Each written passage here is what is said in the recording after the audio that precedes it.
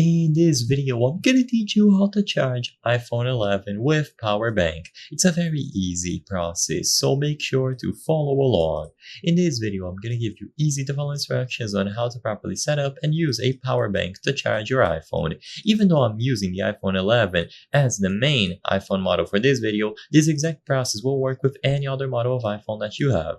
So I chose the Anker power bank as an example, but once again, you can choose any other model of power bank. As long as it has sufficient battery or sufficient power, you will be able to use it to charge your iPhone. So this will be done using a cable. So look for any USB-A or USB-C ports available on the power bank.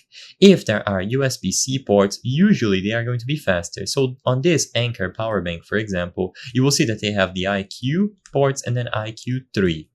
Different technologies from other brands might have other names, but all that you have to do is plug in a USB cable into the power bank and the other end goes into your iPhone or any other device that you would like to charge.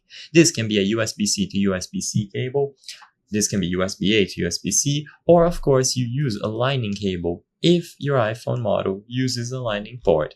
As long as you have it connected to the power bank, it is going to start charging it.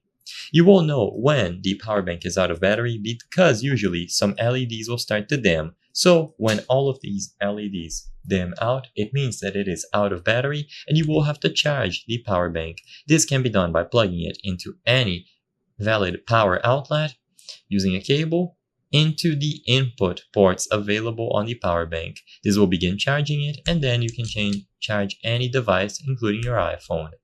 I hope I was able to help you on how to charge iPhone 11 with power bank.